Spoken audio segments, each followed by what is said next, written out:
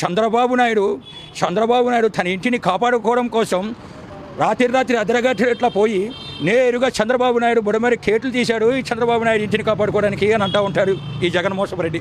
నేను ఒకటే మాట్లాడుతున్నా మిమ్మల్ని, చంద్రబాబు నాయుడు గారి ఇల్లు ఎక్కడ ఉంది, బుడమేర ఎక్కడ ఉందిరా, బుడమేర గేట్లు ఎక్కడ ఉన్నారా, గూట్లే అని అడుగుతా ఉన్నా.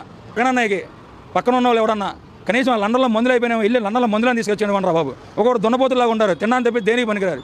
అరే జగన్ రెడ్డి, నీ హయాంలో నువ్వు ముఖ్యమంత్రి ఉన్న టైంలో కరోనా లాంటి పెద్ద విపత్కరం వస్తేనే నీకు 151 సీట్లు నమ్మి ప్రజలు ఆంధ్ర రాష్ట్ర 5 కోట్ల మంది ప్రజలు కట్టబడితే ఆనాడే నువ్వు పీకింది ఏం లేదు, నువ్వు పగలబడిచింది ఏం లేదు. నువ్వు ఇప్పుడు వచ్చి ప్రెస్ మీట్ పెట్టి అకుంఠిత సేవాభావంతో ఒక అపర భగీరథుడుగా సాక్షాత్తం వరదల్లో నేరుగా అర్ధరాత్రి గట్లే పోయి ఒక బోట్లో ఎదురుగా కొంత పెద్ద డబ్బా పెట్టుకొని ఆయన చేతుల మీద అయినా కదా డైరెక్ట్గా ఇచ్చాడు, ఆయన చేత ఆయన పంచాడు. డోర్ టు డోర్ వెళ్ళి భోజనం బట్టలు ఆహార పదార్థాలు ఆయన ఇచ్చాడు, వాటర్ బాటిల్ ఆయన చేతికి ఇచ్చాడు.